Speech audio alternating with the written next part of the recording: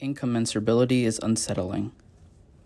Having elaborated on settler moves to innocence, we give a synopsis of the imbrication of settler colonialism with transnationalist, abolitionist, and critical pedagogy movements, efforts that are often thought as exempt from indigenous decolonizing analyses, as a synthesis of how decolonization, as material, not metaphor, unsettles the innocence of these movements. These are interruptions which destabilize, unbalance, and repatriate the very terms and assumptions of some of the most radical efforts to reimagine human power relations. We argue that the opportunities for solidarity lie in what is incommensurable rather than what is common across these efforts. We offer these perspectives of unsettling innocence because they are examples of what we might call an ethic of incommensurability, which recognizes what is distinct, what is sovereign for projects of decolonization in relation to human and civil rights-based social justice projects. There are portions of these projects that simply cannot speak to one another, cannot be aligned or allied. We make these notations to highlight opportunities for what can only ever be strategic and contingent collaborations, and to indicate the reasons that lasting solidarities may be elusive, even undesirable. Below, we point to unsettling themes that challenge the coalescence of social justice endeavors broadly assembled into three areas: transnational or third world decolonizations, abolition, and critical space-place pedagogies. For each of these areas, we offer entry points into the literature, beginning a sort of bibliography of incommensurability. Third world decolonizations. The anti-colonial turn towards the transnational can sometimes involve ignoring the settler colonial context where one resides and how that inhabitation is implicated in settler colonialism in order to establish global solidarities that presumably suffer fewer complicities and complications. This deliberate not seeing is morally convenient, but avoids an important feature of the aforementioned selective collapsibility of settler colonial nation states. Expressions such as, quote, the global south within the global north, end quote, and, quote, the third world in the first world, end quote, neglect the four directions via a flat earth perspective and ambiguate First Nations with third world migrants. For people writing on third world decolonizations, but who do so upon native land, we invite you to consider the permanent settler war as the theater for all imperial wars. Bullet point: the Orientalism of Indigenous Americans. Bullet point: discovery, invasion, occupation, and commons as the claims of settler sovereignty. Bullet point: heteropatriarchy as the imposition of settler sexuality. Bullet point: citizenship as coercive and forced assimilation into the white settler normative. Bullet point: religion as covenant for settler nation state. Bullet point: the frontier as the first and always the site of invasion and war. Bullet point: U.S. imperialism as the expansion of settler colonialism. Bullet point: Asian settler colonialism. Bullet point: the frontier as the language of progress and discovery. Bullet point: rape as settler colonial structure. Bullet point: the discourse of terrorism as the terror of native retribution. Bullet point: native feminisms as incommensurable with other feminisms. Abolition. The abolition of slavery often presumes the expansion of settlers who own native land and life via inclusion of emancipated slaves and prisoners into the settler nation state. As we have noted, it is no accident that the U.S. government promised 40 acres of Indian land as reparations for plantation slavery. Likewise, indentured European laborers were often awarded tracts of unsettled indigenous land as payment at the end of their service. Communal ownership of land has figured centrally in various movements for autonomous, self-determined communities. Quote, the land belongs to those who work it, end quote, disturbingly parrots Lockean justifications for seizing native land as property. Quote, earned, end quote, through one's labor in clearing and cultivating, quote unquote, virgin land. For writers on the prison industrial complex, illegality, and other forms of slavery, we urge you to consider how enslavement is a twofold procedure: removal from land and the creation of property, land and bodies. Thus, abolition is likewise twofold, requiring the repatriation of land and the abolition of property, land and bodies. Abolition means self-possession, but not object possession. Repatriation, but not reparation. Bullet point. The animals of the world exist for their own reasons. They were not made for humans any more than black people were made for white, or women created for men. Bullet point. Enslavement/removal of Native Americans. Bullet point. Slaves who become slave owners, savagery as enslavability, chattel slavery as a sign of civilization. Bullet point. Black fugitivity, undercommons, and radical dispossession. Bullet point. Incarceration as a settler colonialism strategy on land dispossessions. Bullet point. Native land and native people as co-constitutive. Critical pedagogies. The many critical pedagogies that engage emancipatory education, place-based education, environmental education, critical multiculturalism, and urban education often position land as public commons or seek commonalities between struggles. Although we believe that, quote, we must be fluent, end quote, in each other's stories and struggles, we detect precisely this lack of fluency in land and indigenous sovereignty. UPIC scholar Oscar Kawalegi's assertion, quote, we know that Mother Nature has a culture, and it is a native culture, end quote, directs us to think through land as, quote, more than a site upon which humans make history or as a location that accumulates history, end quote. The forthcoming special issue of Environmental Education Research, quote, Land Education, Indigenous, Postcolonial, and Decolonizing Perspectives on Place and Environmental Education Research, end quote, might be a good starting point to consider the incommensurability of place-based environmentalist urban pedagogies with land education. Bullet point. The urban as indigenous. Bullet point. Indigenous storied land as disrupting settler maps. Bullet point. Novels, poetry, and essays by Greg Saris, Craig Womack, Joy Harjo, and Gerald Vizenor. Bullet point. To remain an Indian. Bullet point. Shadow curriculum. Bullet point. Red pedagogy. Bullet point. Land education. More on incommensurability. Incommensurability is an acknowledgement that decolonization will require a change in the order of the world. Fanon, 1963. This is not to say that indigenous peoples or black and brown peoples take positions of dominance over white settlers. The goal is not for everyone to merely swap spots on the settler colonial triad, to take another turn on the merry-go-round. The goal is to break the relentless structuring of the triad, a break and not a compromise. Memmi, 1991. Breaking the settler colonial triad in direct terms means repatriating land to sovereign native tribes and nations, abolition of slavery in its contemporary forms, and the dismantling of the imperial metropole. Decolonization here is intimately connected to anti-imperialism elsewhere. However, decolonial struggles here/there are not parallel, not shared equally, nor do they bring neat closure to the concerns of all involved, particularly not for settlers. Decolonization is not equivocal to other anti-colonial struggles. It is incommensurable. There is so much that is incommensurable, so many overlaps that can't be figured, that cannot be resolved.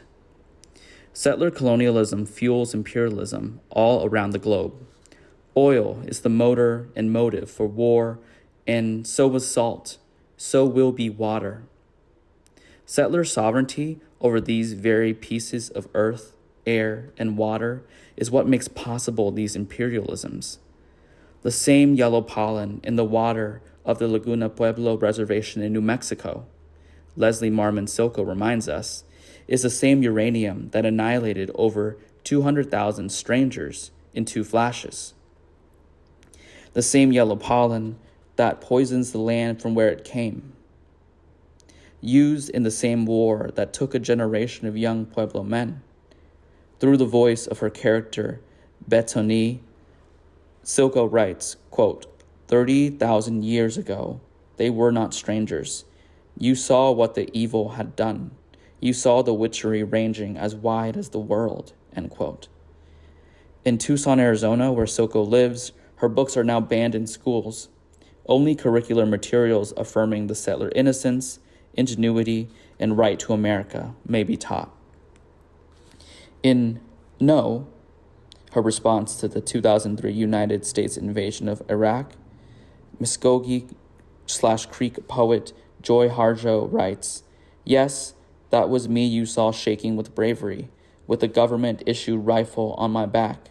I'm sorry I could not greet you, as you deserved, my relative. Don't Native Americans participate in greater rates in the military? Asked the youngish man from Vietnam. Indian country was/is the term used in Vietnam, Afghanistan, Iraq by the U.S. military for enemy territory. The first Black American president said without blinking, quote, there was a point before folks had left, before we had gotten everybody back on the helicopter and were flying back to base, where they said Geronimo has been killed, and Geronimo was the code name for bin Laden, end quote. Elmer Pratt, Black Panther leader, falsely imprisoned for 27 years, was a Vietnam veteran, was nicknamed Geronimo. Geronimo is settler nickname for the Bedonkohe Apache warrior who fought Mexican and then U.S. expansion into Apache tribal lands. The Colt 45 was perfected to kill indigenous people during the so-called liberation of what became the Philippines, but it was first invented for the so-called Indian Wars in North America alongside the Hoshkish Cannon, a Gatling gun that shot cannonballs. The technologies of the permanent settler war are reserviced for foreign wars, including boarding schools, colonial schools, urban schools run by military personnel. It is properly called Indian country. Ideologies of U.S. settler colonialism directly informed Australian settler colonialism. South African apartheid townships, the kill zones in what became the Philippine colony, then nation-state, their checkerboarding of Palestinian land with checkpoints were modeled after U.S. seizures of land and containments of Indian bodies to reservations. The racial science developed in the U.S., a settler colonial racial science, informed Hitler's designs on racial purity. The admiration is sometimes mutual. The doctors and administrators of forced sterilizations of Black, Native, disabled, poor, and mostly female people, the Sterilization Act accompanied the Racial Integrity Act and the Pocahontas exception, praised the Nazi eugenics program. Forced sterilizations became illegal in California in 1964. The management technologies of North American settler colonialism have provided the tools for internal colonialisms elsewhere. So too with philosophies of state and corporate land grabbing. The prominence of flat world perspectives asserts that technology has afforded a diminished significance of place and borders. The claim is that U.S. borders have become more flexible, yet simultaneously, the physical border has become more absolute and enforced. The border is no longer just a line suturing two nation states. The U.S. now polices its borders interior to its territories and exercises sovereignty throughout the globe. Just as sovereignty has expanded, so has settler colonialism in partial forms.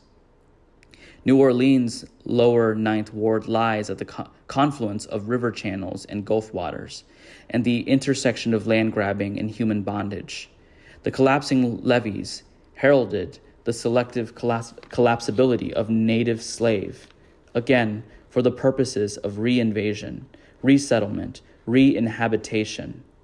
The naturalized disaster of Hurricane Katrina's floodwaters laid the perfect cover for land speculation and the ablution of excess people. What can't be absorbed can't be folded in, because the settlers won't give up their land to advance abolition, translates into bodies stacked on top of one another in public housing, in prisons, in cells, kept from the labor market, making labor for others, guards and other corrections personnel, making money for states, human homesteading. It necessitates the manufacturing of crime at rates higher than anywhere in the world. 1 in 6 people in the state of Louisiana are incarcerated, the highest number of caged people per capita, making it the prison capital of the United States, therefore the prison capital of the world. The Yazoo and Mississippi Rivers Delta floodplain was once land so fertile that it could be squeezed for excess production of cotton, giving rise to exceptionally large-scale plantation slavery. Plantation owners lived in houses like pyramids, and chattel slavery took an extreme form here, even for the South, beginning with enslaved Chitamacas, Choctaw, Natchez, Chihuahcas, Natchez, Wet'suwet'en, Yamasee, Yuchi, Yazoo, and Twaza peoples, then later replaced by enslaved West Africans, literally worked to death. This most southern on earth was a place of ultimate terror for Black people, even under slavery, the worst place to be sold off to, the place of no return, the place of premature death. Black and Native people alike were induced to raid and enslave Native tribes as a bargain for their own freedom, or to defer their own enslavability by the British, French, and then American settlers. Abolition has its incommensurabilities. The Delta is now more segregated than it was during Jim Crow in 1950. The rising number of impoverished, all-Black townships is the result of mechanization of agriculture and a fundamental settler covenant that keeps Black people landless. When Black labor is unlabored, the Black person underneath is the excess. Angola Farm is perhaps the most notorious of the 2 state penitentiaries along the Mississippi River. 300 miles upriver in the upper Delta region is Parchment Farm. Both state penitentiaries, Mississippi and Louisiana respectively, both former slave plantations, both turned convict leasing farms almost immediately after the Civil War by genius land speculators come prison wardens. After the Union victory in the Civil War abolished slavery, former Confederate Major Samuel Lawrence James obtained the lease to the Louisiana State Pen in 1869 and then bought Angola Farm in 1880 as land to put his chattel to work. Cages on wheels to mobilize labor on land by landless people whose crime was mobility on land they did not own. The largest human trafficker in the world is the carceral state within the United States, not some secret Thai triad or Russian mafia or Chinese smuggler. The U.S. carceral state is properly called neo-slavery, precisely because it is legal. It is not simply a product of exceptional racism in the U.S. Its racism is a direct function of the settler colonial mandate of land and people as property. Black codes made vagrancy, i.e. landlessness, illegal in the antebellum South, making the self-possessed yet dispossessed Black body a crime. Similar logic allowed for the seizure, imprisonment, and indenture of any Indian by any person in California until 1937, based on the ideology that Indians are simultaneously landless and land-like. Dennis Childs writes, quote, "The slave ship and the plantation," end quote, and not Bentham's panopticon, is, as presented by Foucault, quote, operated as spatial, racial, and economic templates for subsequent models of coerced labor. and human warehousing as America's original prison industrial complex. Geopolitics and biopolitics are completely knotted together in a settler colonial context. Despite the rise of publicly traded prisons, farms are not fundamentally capitalist ventures. At their core, they are colonial contract institutions, much like Spanish missions, Indian boarding schools, and ghetto school systems. The labor to cage black bodies is paid for by the state, and then land is granted, worked by the convict labor to generate additional profits for the prison proprietors. However, it is the management of excess presence on the land, not the forced labor, that is the main object of slavery under settler colonialism. Today, 85% of people incarcerated at Angola died there.